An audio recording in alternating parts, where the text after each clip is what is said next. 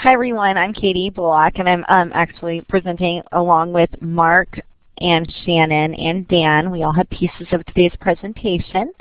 Our topic is California AT Reuse Coalition. Has everybody heard about our coalition yet and what we're doing? Can I have a check mark or X?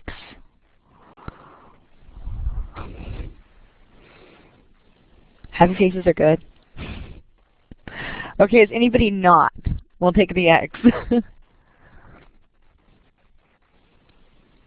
Okay, so everybody's familiar with it from what I see, but we're going to go through today what's going on with the AT Reuse Coalition. So on our next slide is, what is AT Reuse? Reuse is the business of reclaiming and redistributing previously owned assistive technology and durable medical equipment. Reuse ensures that the equipment is being used for the full value of its life cycle. Examples of AT&DME that are most commonly donated and reassigned through California's current reuse programs include wheelchairs, walkers, augmentative communication devices, computers, assistive software, and hospital beds. So I was having a discussion with somebody that was actually in the Reuse Coalition the other day, and they didn't quite understand what AT is and the overall aspect of it besides durable medical equipment. How many of you understand what assistive technology is? Okay. Check marks for yes and X's for no.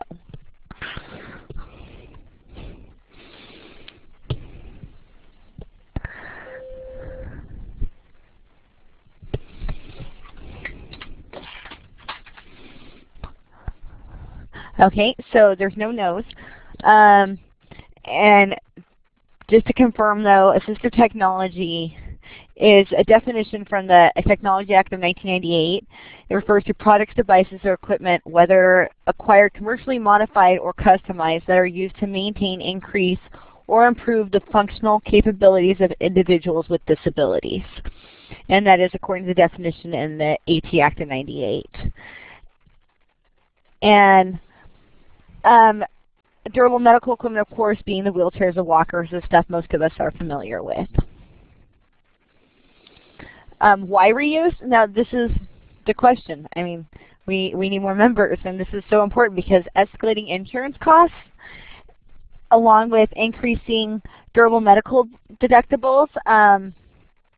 In the chat box, does anybody have a clue what 90% of insurances cover, what the maximum yearly for durable medical equipment is?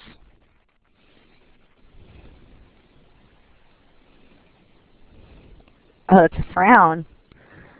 Okay, well the total I came up with out of different research things I did was $2,000 yearly max for durable medical equipment that private insurances are going to max out at. That leaves individuals that even have insurance becoming underinsured.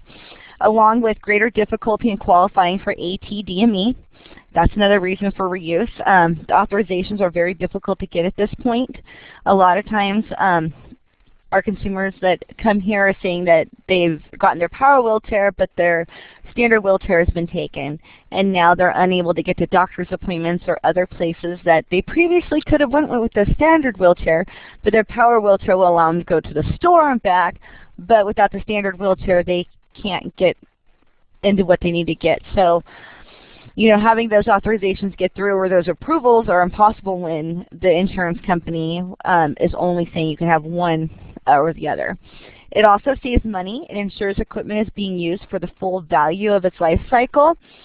If, you know, without the repair program, lots of things around here would be not fixed, and so we're trying to fix this with the CATRC coalition, you know, just making sure everything goes forward and that there is repair funds, that things are being done. It also makes AT and DME accessible to a larger population. People are being served with reuse that otherwise wouldn't have the devices.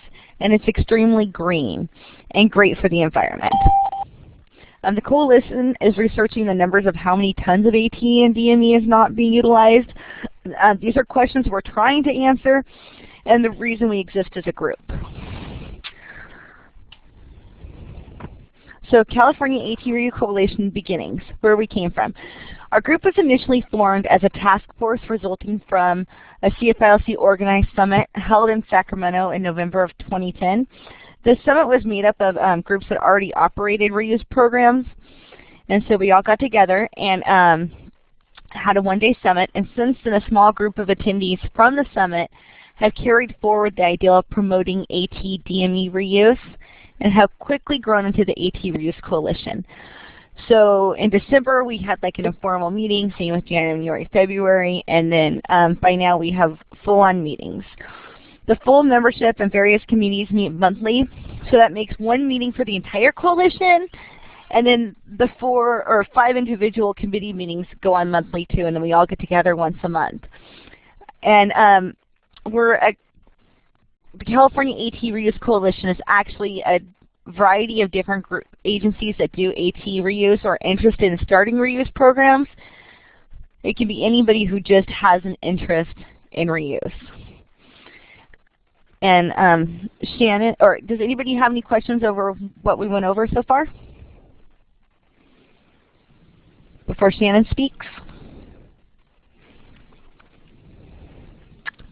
Okay, Shannon Co will be talking about, I see comments but no questions.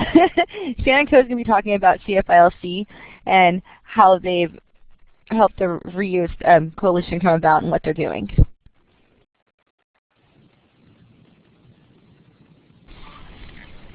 Hi, this is Shannon Co. I think Deborah just had a question. She raised her hand, so we will. Should we let her ask the question? Okay, hold on one second before I start. Deborah, did I miss a question?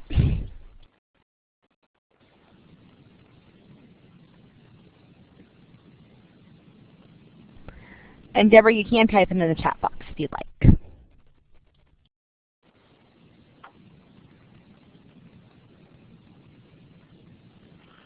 Oh, why thank you, Deborah.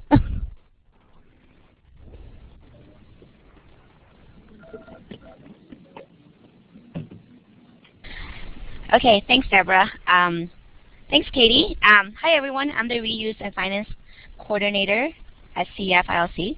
So what I do is mainly staff and coordinate logistics amongst the different projects for reuse and the loan guarantee program. Today I'm going to talk about some of the projects the California Foundation for Independent Living Centers is doing to expand reuse throughout the state. In 2009, CFILC staff went to a Pass It On Center conference in Atlanta where they first learned that California was behind in reuse compared to many other states. After speaking to the Department of Rehabilitation, the AT Network was able to use some of the grant money to increase reuse activities. One of the first steps we took was organize a summit in Sacramento, as Katie mentioned, where we invited organizations that were either engaged in reuse or had an interest in AT, so they might be open to starting a reuse program. At the summit, the organizations discussed how to use the funds to effectively promote reuse. Based on their recommendations, CFILC decided to use the funds to build capacity and defray some repair costs. As a result, $20,000 was allocated to repair donated devices known as the AT Repair and Reuse Fund in the early spring of this year. Nonprofit organizations were able to submit applications online at atnet.org. To ensure that many organizations would have the chance to access the funds, organizations were only allowed to submit one repair application per week and up to 1,000 for each device. The first round ended in June 2011. As a result of the AT Repair Fund, we were able to see some meaningful impact it had for the organizations that applied and for consumers. As you can see on the slide, there are 7 nonprofit organizations that received funding. $103,482 was the total MSRP value of all the devices repaired. 25 devices were repaired and reassigned to consumers.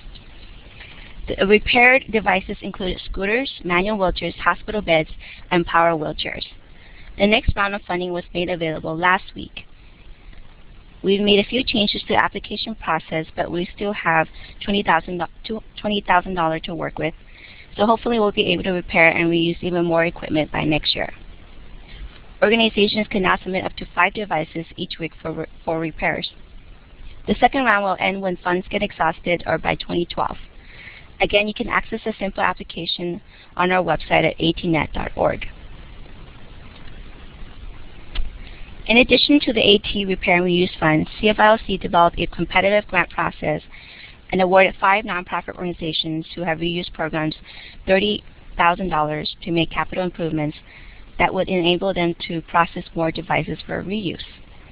Some of the projects include the purchase of vehicles, hub scrubs and tools, renovate storage rooms and buildings, and develop policy and procedures and marketing materials. We are just collecting data for the AT Reuse Capacity Building Grant, but thus far we have seen a big difference and immediate impact reuse has had in terms of saving money for the state and consumers. In this fiscal year, we hope to assist even more consumers and organizations. One of the most important strategies to accomplish that is, as CFILC, we are granting money to the AT Reuse Coalition in its efforts to expand reuse programs in our state. Thank you. If there are any questions for me, I can take them now.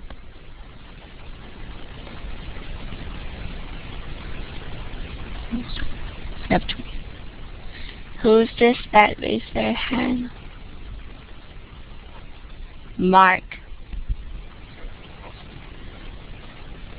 Do you know the average cost of repair? Well, it depended on most of the people that wanted repairs were batteries, and a lot of times the average cost I would say was about $300 to $400, because a lot of times we had manual wheelchairs that needed repairs on like the footrest or an armrest, and so there were, you know, not a lot of money, like $10, $20 for something for a small part. But for batteries, usually it depends, like from $100 to $200. And then there were some that we had to repair bigger parts, and that was about $300. So the average, I would say, altogether that we. And so what is the cost goes up to what? Sorry, who's this? That's just a question. What amount is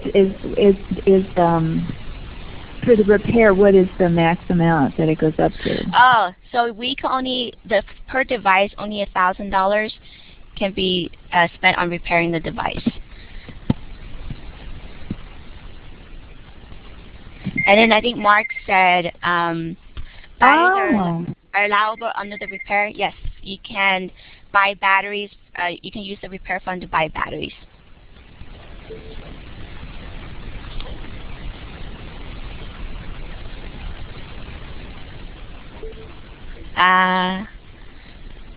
Since I use that for several, yes. As Katie and said, she had applied for the repair fund in the past and had used to purchase batteries for some of the scooters that she repaired. What area, cities are you looking to build capacity? Everywhere, throughout the state of California. I hope I answered Owen's question.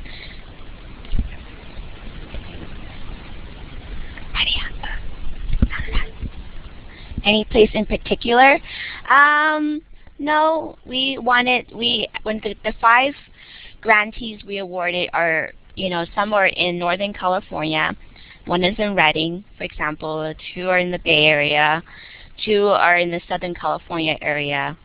So we're sort of, we don't have any particular place. It's just for any organization that has any kind of interest in starting a reuse program or that's involved with some kind of donation or accepting donations for AT.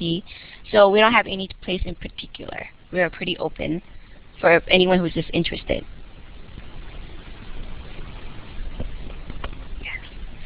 And actually, it's I know Owen just asked that question. I know that we've been getting a lot of phone calls here at CFILC asking where they can donate equipment, and because we don't provide direct services, and we don't actually have a reuse program here directly, the closest I would say that's kind of doing it is in Solano County. They're doing a lot of informal reuse there. So we've been referring a lot of our consumers that when they call the 800 number to contact the Solano County ILC Center and in Redding. So just basically wherever people, but we do have a lot of people here in the Sacramento area who are interested in donating equipment. Our LIL does not have a storage room. Yes, that's true. Actually, a lot of other LC centers don't have a storage room, and for example, the one in San Mateo, they don't have a storage room, but they rent one outside of the ILC center, so they rent one monthly. And I know Katie also, their ILC also rents a storage room outside of their center, and a lot of times, sometimes they just put it. For example, I know in Calife, they use they don't have a storage, like they have a really tiny storage room, but a lot of times they put the equipment in the corner or behind the office, and they're actually trying to renovate their storage room to sort of hold a lot of the donated equipment. With high vacancy in LA, we are being offered free storage. Okay, great. As Dan from Colorado Aid Society, they have a high volume of AT reuse equipment, and they're actually being offered free storage. So that's great. Maybe Dan can share that with us later. Yes, you're right. Mark said storage is such a big issue for many of the folks. So this is one of the issues that we, as a Reuse Coalition, could also work on as well. So we are always inviting members to come in and bring up some of the issues and hopefully find solutions to them so that we could expand reuse. Reuse takes up a lot of space. Thanks. Yes, we know, Mark. So now, if there aren't any more questions, I'd like to pass the next presentation to Mark, who's going to talk about the different CATRC members who are active in the coalition. Okay. Thanks, everyone. Thank you, Shannon and Katie. And hi, everybody. My name is Mark Burns, and I'm with the Center for Independent Living in Berkeley. It's funny that when looking at this presentation to see that we've been at this for almost a year now, time has gone by so very quickly. I'm sorry, who's got their hands up? Dan? Is there, you have a question? Do you want to type it in the chat space, or do you want me, maybe I should?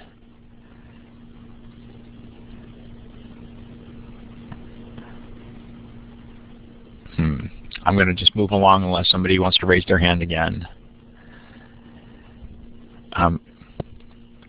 So here's a list of the organizations in California that are currently active in the Reuse Coalition.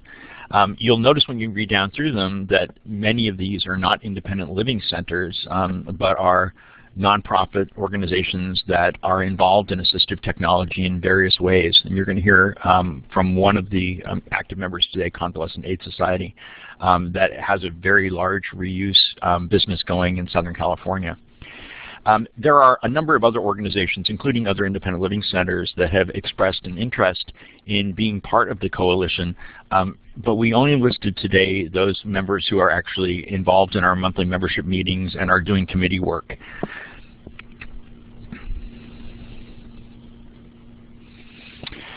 Since we started meeting last winter, we've spent a lot of time really on organizational infrastructure. We spent a couple of months just putting together a mission and a vision for the organization. And then we sort of discussed our priorities, and from our priorities put together 4 working committees. And we've just recently, literally in the past couple of days, established an executive committee, which is comprised of the chairs of the various committees and the chair and co-chair of the coalition. You know, we have there were several ideas for committees that the membership put up that we just didn't have enough members literally to staff, and so we have some other ideas that are sort of, you know, in our 4th and 5th positions of priorities that are waiting, such as a best practices committee and a transportation committee. So literally the whole issue of how we move donated and recycled reuse equipment around the state, and it's a big topic because being able to take a walker or a power chair from Redding and bring it down to Southern California can really have a serious impact on whether or not you can actually be able to redonate that to somebody at no expense. It costs a lot to obviously move a big heavy piece of equipment across the state. In the past couple of months, we've been doing a lot of work on setting a series of goals and a timeline through the next June. Actually, this should say 2011, 2012. So all of us who edited this, here's a typo that we didn't catch. Anyway, we actually have a timeline, which I think we'll talk about in a few minutes, for delivering a number of various aspects of both organizational infrastructure and initial committee work between here and next June. Our vision statement, and again we spent a fair amount of time on this, is to create an effective AT reuse network that enhances the opportunities for Californians with disabilities to obtain assistive technology and equipment that empowers them to live more independently. I think of those of you who are in the independent living system, this will really sing to you. It has a lot of independent living components to it. As Katie said earlier, it has a lot about finance and accessibility financially. In our vision statement. So we really see the reuse work that we're doing as something which can empower folks who are financially excluded from accessing a lot of really necessary AT and valuable AT and DME in their lives. Our mission statement obviously is a lot like our vision statement. It's to enhance and extend accessible technologies that assist in the daily life of all Californians with disabilities by enabling and promoting reuse. So obviously we see the ability to promote and grow the reuse business as something which will make AT available to a much larger spectrum of our population than currently is able to access it. It's a very noble calling. Currently, there are 5 committees among the membership. As I said, there's the executive committee, and then there are the 4 priorities of the organization, membership being the first one. So really, you can't move an organization forward or make it sustainable without growing your membership base. So we're all about membership growth. So obviously, here's the very first direct pitch. We hope that any of you who are not currently involved in our Reuse Coalition will feel inspired by the work that we're showing you today and will step up and join us. And make a commitment to at least participate by listening and looking at what the other organizations are doing, and hopefully become more actively involved. We have a capacity development committee that we'll tell you a little more about, which is really about helping the organizational structure grow more effectively. And that's how do we build a sustainable organization? How do we build an organization that can grow and embrace new partners, increase its membership, and provide services to the organization? Core to what we're doing is our policy work. And so having a policy committee, which is in the process now of developing and will be distributing a policy brief. We obviously just see ourselves as wanting to have a very strong impact from a systems change by creating new laws and changes in insurance regulations, etc., that will help promote reuse. Reuse is such a antithetical concept to the way in which the current insurance systems and health regulations work, that there's a lot of policy work to be done. It's really fertile ground for those of you who like to get involved in policy initiatives. So the policy committee is really a great place to show your interest and participation. And lastly, but certainly critical to every other committee, is the work of the Public Education Committee. As I said earlier, the executive committee is made up of the chairs of the other 4 committees, as well as Katie and myself. And we are in the process of, as a growing structure that started as a task force and is becoming a coalition and is sort of headed on its way, hopefully, to become an independent nonprofit organization promoting reuse. We're all about trying to understand how you create structure from nothing. So we're sort of trying to figure out do we nominate someone internally as a secretary? Can we use an external resource as a secretary? Sort of a lot of organizational complexity for a little organization that's getting a lot of steam fairly quickly. I'll talk about the other chairs of the committees as we go through them. I actually chair the member committee, so I get 2 votes on everything. And that's not true. Okay. Anyway, I chair the membership committee, and really, as I said, our primary focus is about growing membership. We've sent out, hopefully you've seen sometime in the past couple of months the various letters that we have sent out trying to solicit membership both externally and within the independent living network. We'll be doing that on a fairly regular basis, continuing to try and grow and promote membership. One of the things the membership committee is also active in right now is to establish a brand for the coalition. So just last week, I believe, we actually started a logo contest, which runs through November 14th. I know that we've distributed to the AT network the information about the logo contest. We also have a Facebook page up. We have information out at several art and design schools. We have a web service that we're using, and we actually have several entries already in the first week. So we're looking for basically a logo that communicates the complex aspects of reuse, that it's both reuse of medical equipment as well as something which is good for the environment. So we have a big challenge in the logo. So the logo obviously will be an important part of leading all the other components of our communications platforms as we go through the next couple of months. Obviously, membership is going to also provide support for members. We help members with information on what it means to be part of the coalition. We help staff committees and make sure that people are getting communicated with effectively and that they understand schedules and commitments and things. We also, as one of our deliverables, are going to be putting on a statewide collaboration event, probably next May or early June, and the membership committee will be involved in organizing that event.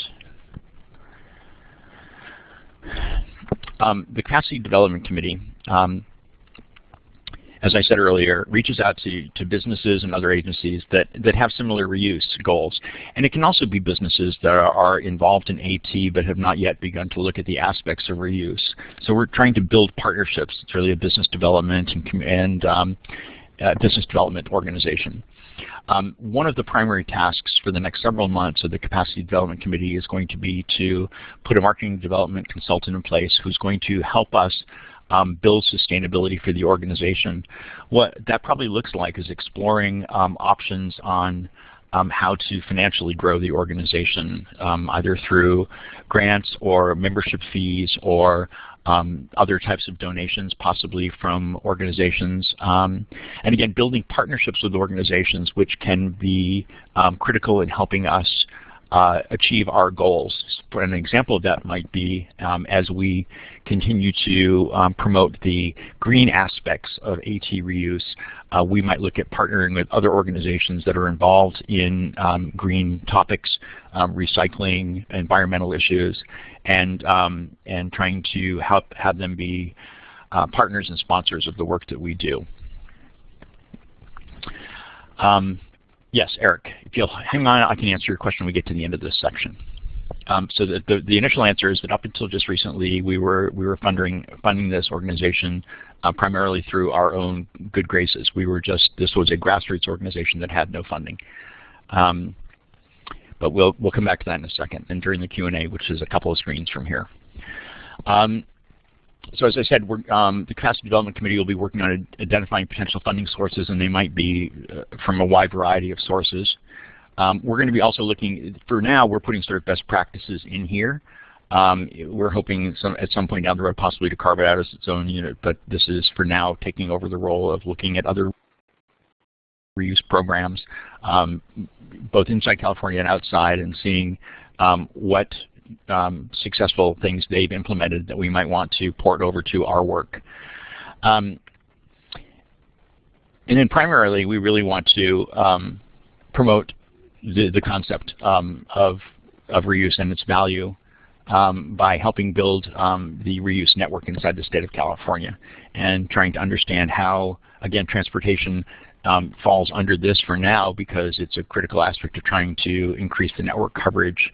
But currently, the reuse network is a fairly loosely formed thing and really exists within this task force, this coalition.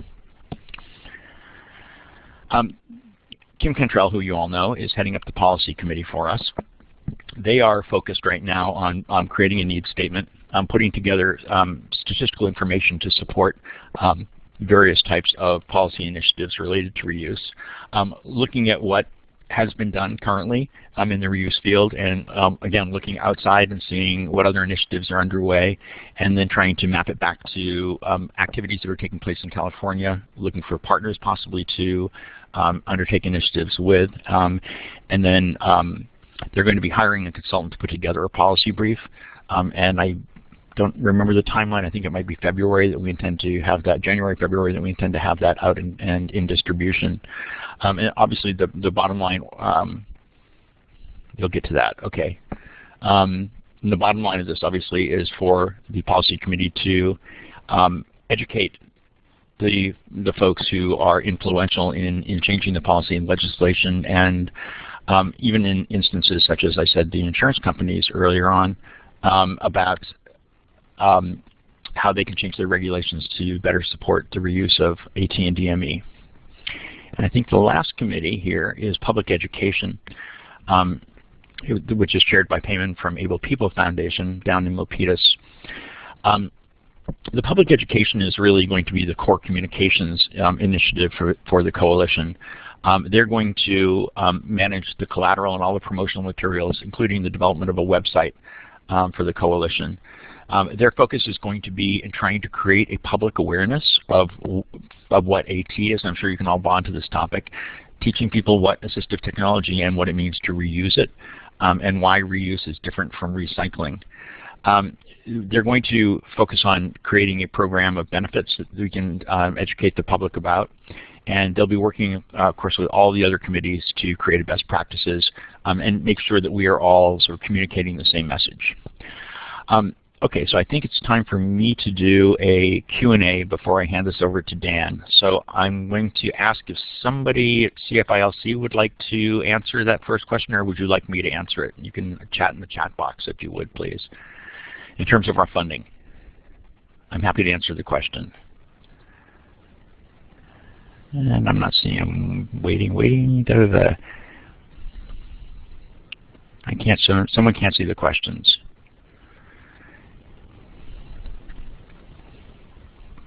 Okay. There are no questions. I'm sorry, Kim. I can't see the questions. I don't think there are any. I see that it was what was asked in the chat box, Kim, was how the program is currently being funded. Would you like me to answer that question, or would CFILC like to answer that question?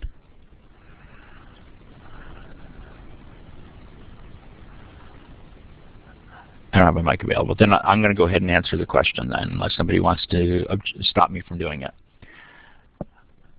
I don't mean to be so mysterious, everybody. I just don't know if I have complete authorization to answer this, so I will. We were, up until just a month ago, thanks, Eric, until about a month or so ago, we were a task force, as I said, that was a grassroots operation that basically were a half a dozen or so of us who, and growing, who had all attended the summit last November. CFILC actually came to Katie and me a couple of months ago and asked if we would be interested in becoming a formal coalition with a small grant from CFILC to enhance the organizational infrastructure, and basically said there was a small list of things they wanted us to achieve, all of which you've seen here, that included a brand, communications material, a policy initiative, and a website, and I'm sure there are a couple of other things that I'm not thinking of off the top of my head, but basically all the goals and deliverables you've just seen us talk about all have come through an interaction with CFILC over the past several weeks, which have resulted in a grant which is now funding the organization through next June. As I said, we are going to be pursuing other funding streams and trying to, okay, the timeline is coming up. I will stop that then, Katie. Thank you. Okay, any other questions? Nobody can find their question button. Okay, I'm going to hang up and hand it over to Dan.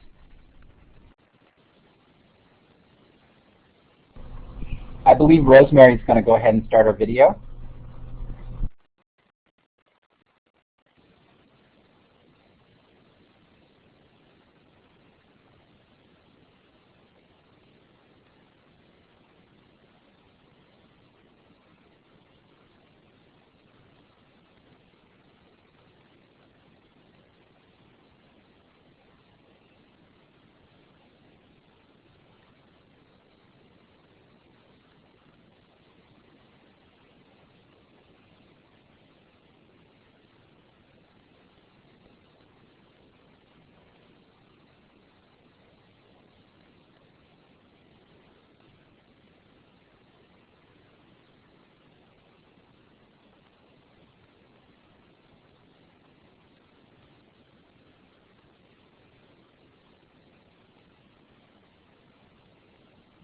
I can't understand. There's no captioning on there.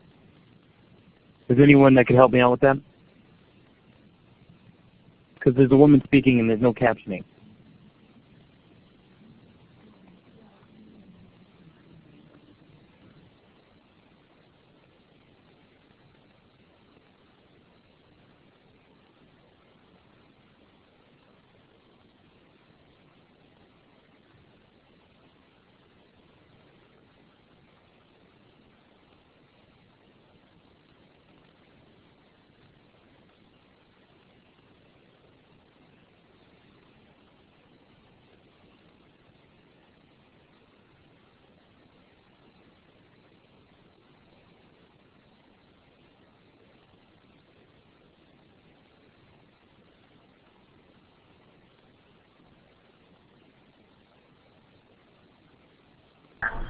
Tell them what kind of equipment.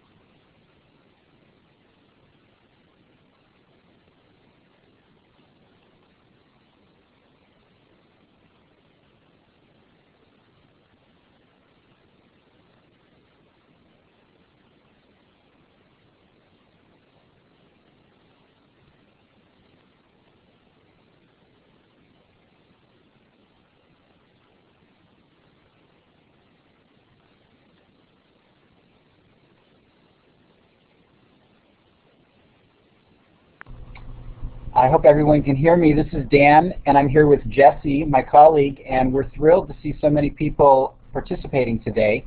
And we would be happy to watch, we'd be happy to answer any questions now if there are any. Either type it in or ask.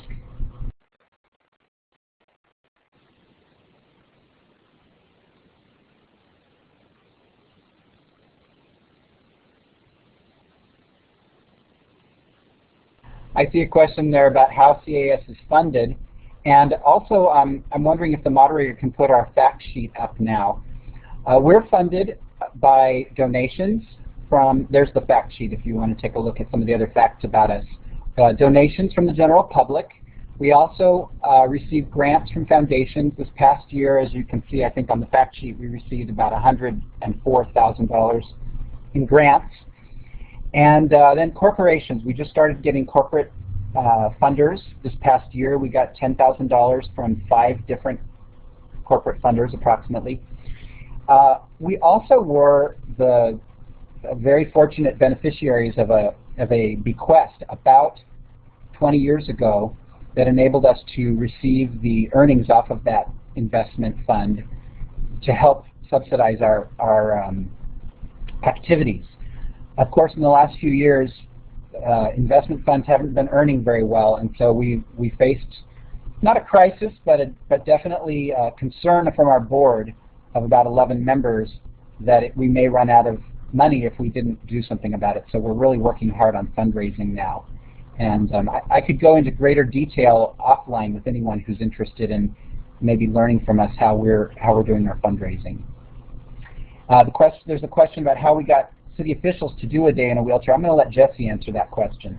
We were actually approached by one of the cities in our service area and asked us to participate in this, and it was sponsored by the Architectural and Barriers Committee and the City of Azusa, and it was city officials and heads of different departments within the city who wanted us to participate in this, and we took about 20 wheelchairs, and we didn't have enough. There were just so many people out there that wanted to participate, and to see firsthand the challenges that people who are in a wheelchair have when they maneuver from one location to another. And it's a great event, and we've participated in it for 3 years now. Any other questions?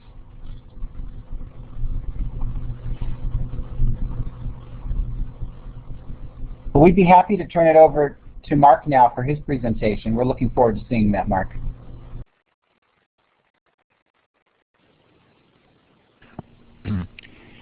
Really, I feel like I should go home now, okay? Rosemary, I'm going to run my own video, I guess. So as I said in the chat box, from the sublime to the ridiculous, we are just at the very beginning of putting together a reuse business. So here's my little homemade video coming up.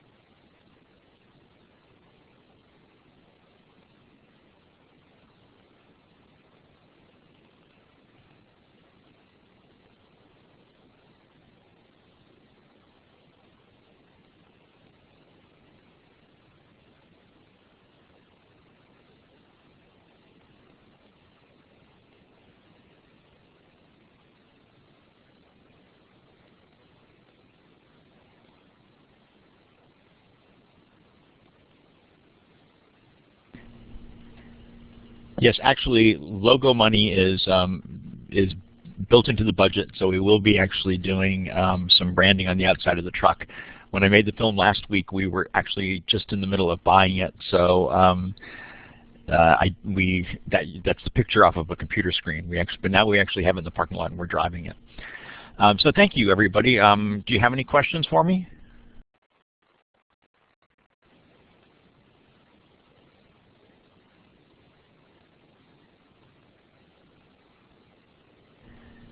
No questions. I can't believe we're getting away with it this easy. There we go.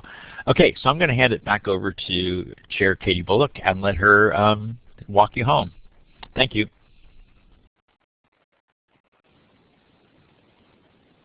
Okay, I'm sorry. I'm going to come back on and answer a couple of questions here. You were all late. How did you collaborate with paratransit? So the first question is, so Berkeley has a privately or a citizen-funded paratransit organization of its own. This is Berkeley. So we have our own Measure E tax assessment, which creates an organization called Easy Does It, and Easy Does It has a paratransit service just for Berkeley residents. So we basically are doing a MOU with EDI to have them bring repairs to us, they have attendants who drive their trucks, help us do transfers, help us put loaners, and then take the consumers back home while we perform the repairs. That's what we're currently planning. We've done a lot of work actually on the customer service aspects of the shop. We're trying to build a shop that is obviously very different than the other repair shops that are out there. And we're in the same sort of conversation with the county-wide paratransit organization. They're just a little more bureaucratic in trying to get an agreement out of them. Katie, your question, when do you plan on having daily cleaning?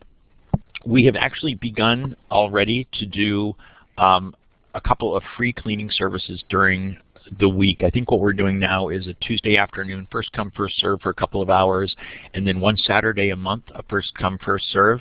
And we're going to have a rate card for the rest of the cleaning. It's going to be, and again, rate card in our mind is going to be sort of a sliding scale. We're going to be looking at doing a cooperative type of model around the Repair and Reuse Center. So people are going to be able to do volunteer work in exchange for credits that they can use in the repair shop. The third question from Dan is, what is your volume of equipment? So Dan, we haven't started yet. That's literally, I think we're just trained on our entering things into the reuse database just in the past couple of weeks. So, and we're actually soft opening our shop the week of October 24th. So, and the truck just came this week. So that's where we are. We're just literally on, I'll look forward to coming back in another several months if you'd like and giving you an update on what we're doing. Any more questions? Okay, I will hand it back over to Katie then. Thank you very much.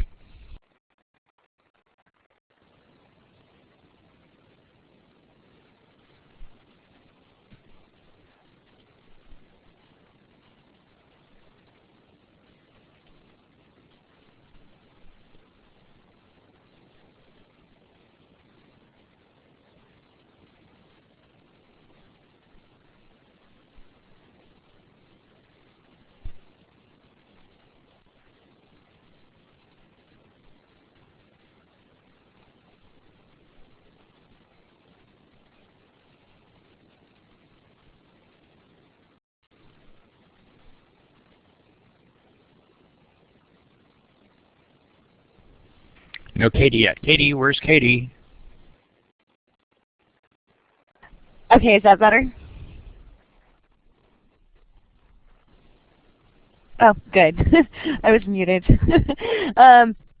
Okay, so back to what I was saying. You guys just didn't get to hear it. So California Assistive Technology Reuse Coalition has goals for 2011-2012 set. Part of these have to do with the timeline that was set out and the deliverables that we are going to provide for CFILC for the small amount of funding. So growing membership is our #1 goal at this point. Everything else is going to come, but the more members we have, the stronger this coalition is going to be and the more that is going to get accomplished. And due to the fact that we know all of us who do assistive technology in California are part of the AT network, all have something to give to this program, so we need you. Additionally, it's kind of it's advocating for your consumers at a statewide level. So it's important for everybody to be part of this. And then to create and build a brand recognition, our logo contest, Mark talked about it a little bit. The purpose of our logo contest is to find a logo that speaks to the vision and mission of the Reuse Coalition, but additionally it's to let people know that it exists.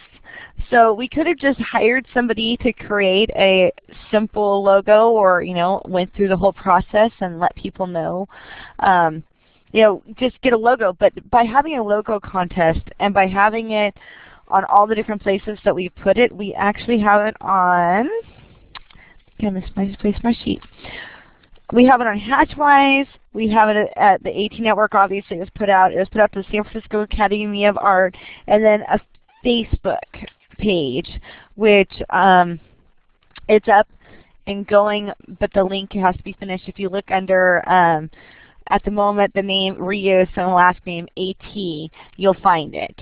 And it's got to be updated some, but the logo contest is going to be big, and I'm hoping that all the different agencies and members are willing to just forward it to everybody else. And this enables Reuse to get out there at the beginning, just to put a seed in everybody's mind that this is going to happen, because it just has to happen in California. And so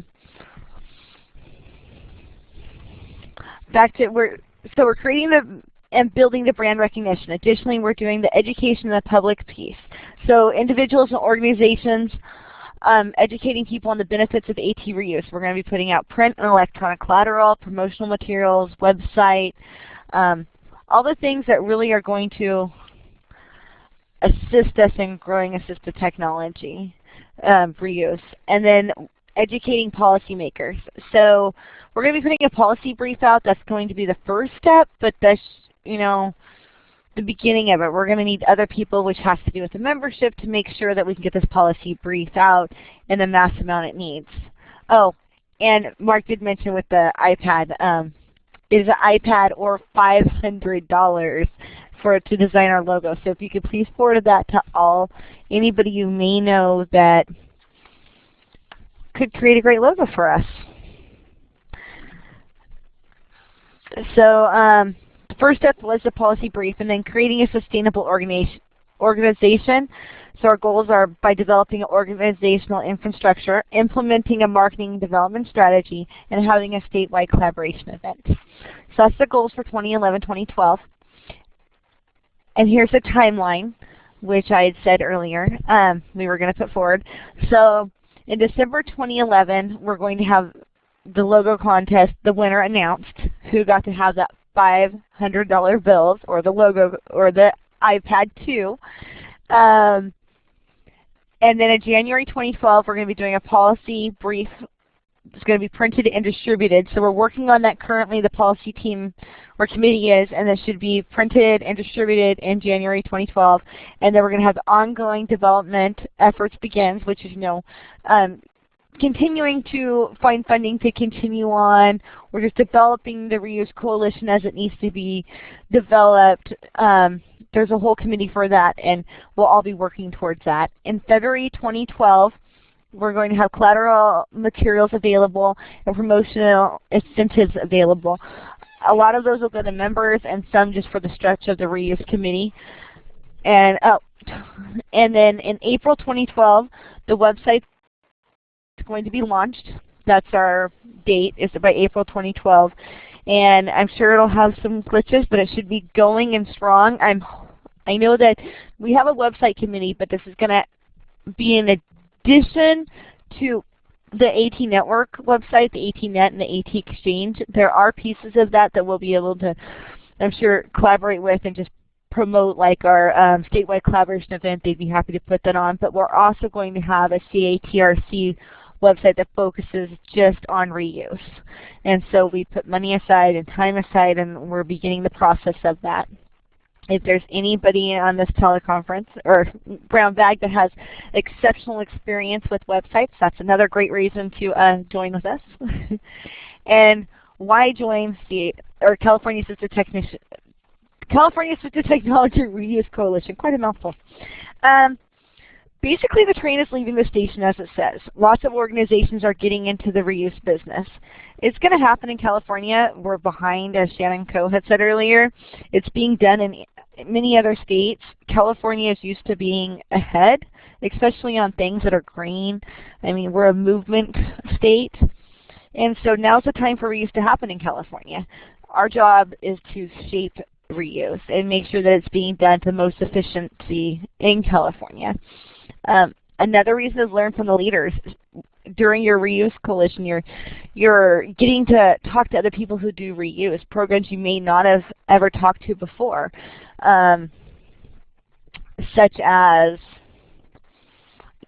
Convalescent Aid Society. I mean, that's not a typical independent living center, and so you're finding out so much that they've already been doing for so many years that it's a great opportunity to collaborate, solve issues together, transportation issues. An example, Ellen, I'm going to use you. So RIL doesn't have a reuse program in their independent living center. I would bet has lots of has lots of consumers out there who need walkers or wheelchairs and such, and so he could get over to Mark because he's talking to him regularly, and if somebody's heading to Sacramento, just drop it off to him. That type of thing. It's about collaboration and making sure statewide that this is done properly. And on to the next bullet point. The time is right for reuse in California. Financial and green considerations are coming together to make this time to act. California can't afford to waste more money, and our consumers need it. Lots of people aren't being served out there who desperately need this stuff. And then more members will enable us to rapidly accomplish our goals. So if you join the Reuse Coalition, you're basically looking for commitment for basic membership is attend the monthly meeting and join one committee. So that's 2 hours of meeting time with 1 to 2 hours of outside committee work each month.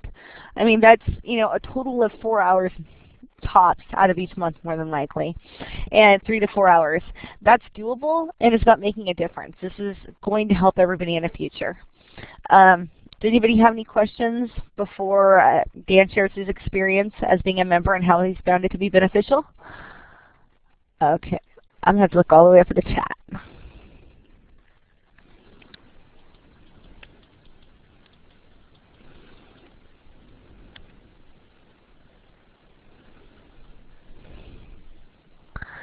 I don't see any hands. Okay, Dan, do you want to share your membership experiences? Hello again, this is Dan. I'd love to share our membership experience. It's been almost 1 year now since my colleague Jesse Avila went to Sacramento, and so much has happened in that time for us. And I have to say, I have to attribute a lot of it to the ideas he came back with and how we were able to build on those ideas.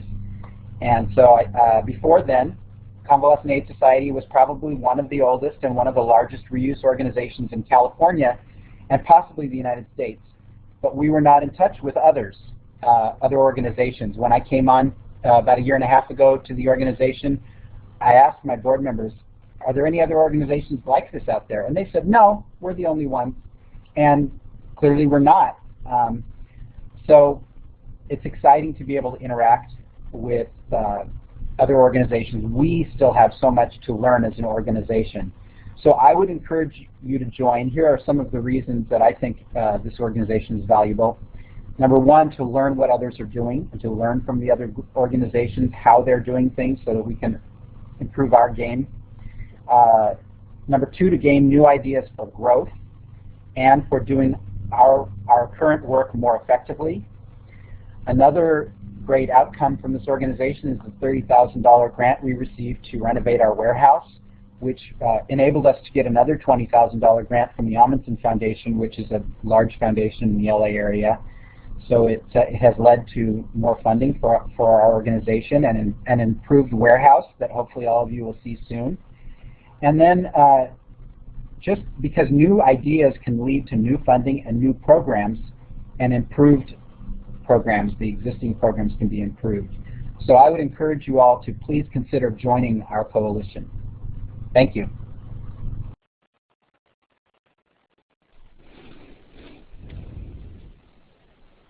Okay, the next slide is what you can do to help. You can join our Reuse Coalition. We need members, but it's also beneficial to your organization by doing it through, as Dan's a great example. You can collect donated equipment and get devices, items to reuse locations. Even if storage is an issue, or refer people to the closest reuse location where they can drop off the devices, just keeping items out of the landfills. You can partner with reuse locations to get needs met for your consumers and their programs, or your programs that you're working for and towards, just collaboration. You can share the coalition with others. I was at a health fair up in Bernie, and I found a couple little ladies similar to Pasadena, but in a way smaller area. It was outside of Bernie, California, like way north in Castle, that actually run a reuse program out of the fire department. So just knowing where to send people so that things continue to get reused instead of just recycled, which is a waste of money, or thrown in a landfill. You can also promote the Reuse Logo Contest and stay informed and assist in advocating and educating once the policy brief and collateral materials are completed. Oh, we're fun and get things done, as Mark said. That is so true. We have fun. It's not just all work. We actually have a lot of fun. And Kim's in there, so you can hang out with Kim. That's a great reason. Any questions?